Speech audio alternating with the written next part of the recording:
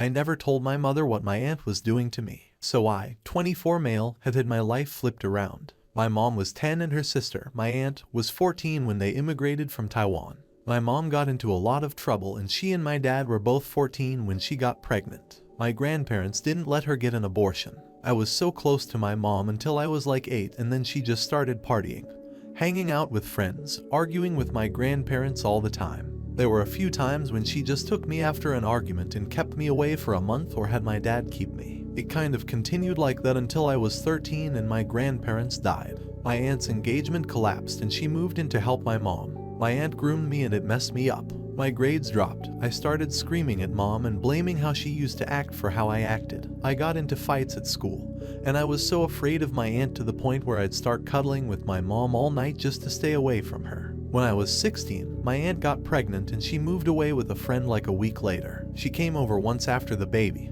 David, was born, and when my mom went out for a little bit she made me hold him and took a photo of us and said I should hold my son while I can. Then she moved with David to Taiwan and started living with a cousin. I have tried to forget everything she did to me. I graduated with honors and I got a wonderful job. I have tried to make my mom proud. I just got her a car. She calls my fiancé the daughter she never had. My fiancé is the only one I told this because I had to let her know. Apparently last Monday, my aunt drunkenly told the cousin everything she did to me and about me being David's father. She got kicked out right away and my mom was told everything by the cousin. My mom had a breakdown and she asked me if she was really so horrible that I couldn't tell her this happened to me. She yelled that she would have been able to help, but because I didn't know her grandson is stuck with a monster. She kicked me out saying I never must have forgiven her for how she used to act. I've talked to my fiancé about it and she said my mom just needs time and can't fathom the idea that she has a grandson she can't help. I am so confused. Was I wrong to never tell her? Comments. Original poster. On being a victim here, I know that I'm the victim now. My fiancé has helped me understand that.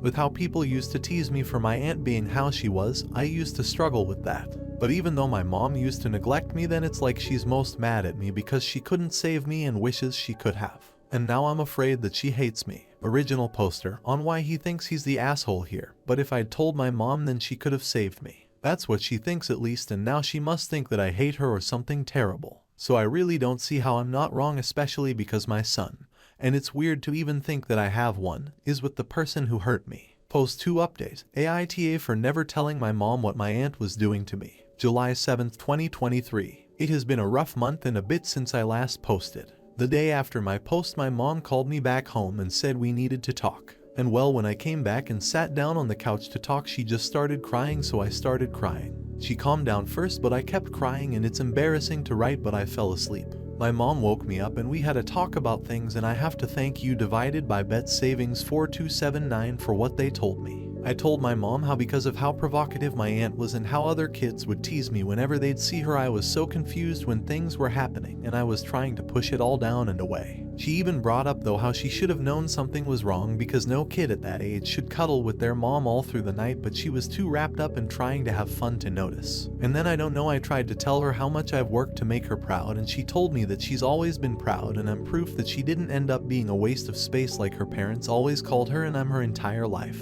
And then she admitted that she called my aunt the night before and she told me that even though she wanted to be sly with things to find out about David, my aunt knew why she was calling. It turns out after my cousin kicked her out, my aunt moved into a hotel room because she couldn't afford an apartment. My mom offered to pay that apartment on the condition that she sends David to her, and my aunt agreed. My mom told me that she wishes she could send my aunt to jail so she could suffer, but she won't fail her grandson like she failed me, so she had to bring him. He came a week after and my aunt did not come with. She sent him on the plane with a relative who didn't know what was up and left the day after to visit other people. He was really quiet and confused, and my mom took him around everywhere trying to get full custody of him right away. I don't know anything about this legal stuff or how he was even allowed to come with a guardian, but my mom has told me not to worry about it and she's handling it. He did refer to my mom as his aunt when he came, but as soon as our relative left, she made him start calling her grandma, and as weird as it's been, calling me dad. He seemed uncomfortable with it, but he's kind of gotten used to it. My mom has loved being a grandma and David is already really attached to her. I know it's only been a little bit since he came, but it reminds me of myself at that age with how I used to cling to her. She's introduced him to all her close friends. Whenever they ask about his mom, she just says that she's in Taiwan and sent him over for a better life since I'm getting married. Yesterday my mom did talk to me and point out some strange stuff with David that she's noticed and her belief that my aunt was starting to do to him what she'd done to me. I don't really know what to do with that info. My fiance has told me I just need to keep handling it like I'm doing and stay confident. I'm doing my best, but with how things have been I don't know if it's good enough. That said, I do feel like I'm mentally better knowing my fiance is good with my mom taking in David and my mom and I clearing things up about what my aunt did. Post 2 comments. Original poster on being called dad here. My mom is going to seek custody of him and will be the one raising him. I'm not taking it. We had decided that was for the best because my mom doesn't want me thrust in that role without being ready for it. Yes, it's weird to have him calling me dad, but I can accept it because for better or worse it's who I am and maybe in the future things can be different. Original poster on David being a do-over baby here. My mom is taking him to a children's therapist. At first it was to help him adjust from moving from Taiwan to here, but now she's got a referral to take him to a specialist as well. And maybe he is her do-over baby, but I guess the way I see it is if she can raise him how I wish she'd have raised me, then I really was never what was wrong, but it was the situation and I can be happy for her. Original poster on if a DNA test was done to verify David is his son here. Yes. Original poster on legalities involving David here. We did get one. He is mine. My mom is handling the legal stuff and as of this morning, she's assured me that she'll be able to be David's legal guardian soon and my aunt will have no right to take him away. I really don't know the legal stuff or anything and my mom knows it'll stress me, so she's keeping me dissociated from it all. And honestly, I know she should be in jail, but I don't think we can do anything to her with her in Taiwan. Update number 2. I don't really think I'm going to keep doing these. Maybe I'll do one way into the future if I do. But I felt I needed to give another update because I got a lot of messages about my aunt, and I felt I needed to get some things off my chest. I do wish things were different and I wasn't in this situation. But I am in it and I have to see the good because the bad can be too much. I know some people would love it if I made this update about going on Facebook or Twitter and blasting my aunt on it and the police in Taiwan locking her away for life, but it's not. It's hard to write or talk about her outside of something which I know is private like this. And if I had to think, that's because I still feel guilty and conflicted and almost wonder if I deserved it or if I wanted it, even though I know that's not true. I hope that she lives a terrible life, but what's best for me is staying separate from her forever and I won't be doing anything to associate with her again. A lot of people had an issue with my mom forcing David to call me dad or father while taking the title of grandma. And I won't lie, it is weird and it is uncomfortable, especially because I don't feel like a father and I don't even know what that means to be one. But it's not making me feel sad or mad or anything.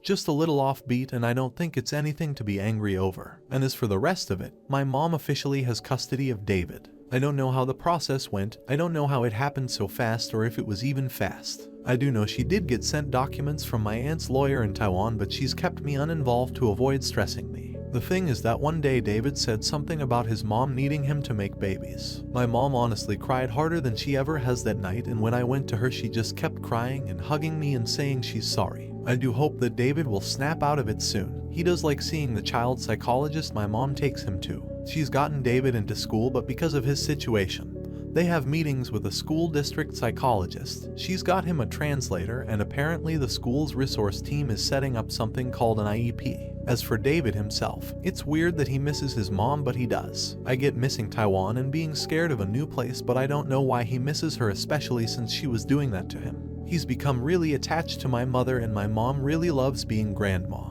She joked to me one day that the best thing is that nobody at work flirts with her anymore because she's a grandma. I guess the line for some guys is she's a grandma before she's 40. She takes him to the temple, the park, loves cooking traditional food for him and always speaks in Mandarin with him. She even went out and bought a lot of parenting books and signed up for a class to make sure she can do it right even when it gets tough. Our interactions have been limited and I think he's scared of me, but my mom's told me over and over again that it's alright and I don't have to do anything I don't want to do. I did ask her why she's not forcing me to be more involved, but she just said she feels it'd be wrong to force me. And another thing that happened is that my father found out about David. My father's not really in my life. He has his own wife and kids and he's focused on them, and I'm adult now, so I'm at peace with what our relationship is. Honestly, this was the first time in months I talked to him, and before that, it was last year when he updated his will because he decided he wanted me to be the one to inherit his classic Corvette. Apparently one of my mom's friends let him know about David and he showed up unannounced with his kids, making them carry 2 crates full of toys while himself holding a new Xbox. Much more than he's ever got from me.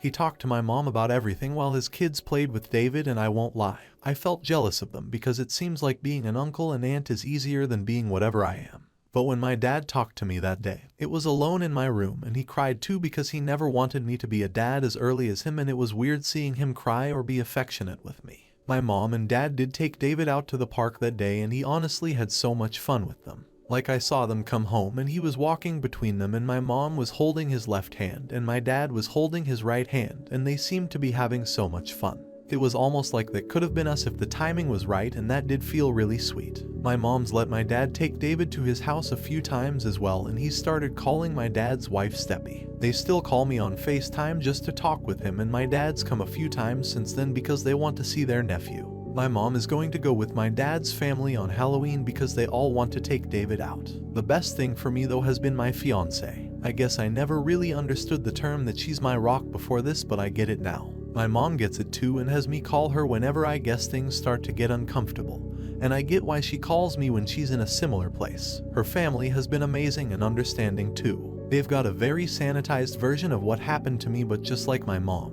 But they've all been so great to me. It's weird because it's like I got the one fiance whose family treats me good despite it. And I won't lie, her parents are very traditionally Chinese, and I was scared they wouldn't keep approving of me, but her grandfather gave me a hug. So, I am in a better place, and my fiance is probably the biggest reason why. Thanks for listening to my TED Talk.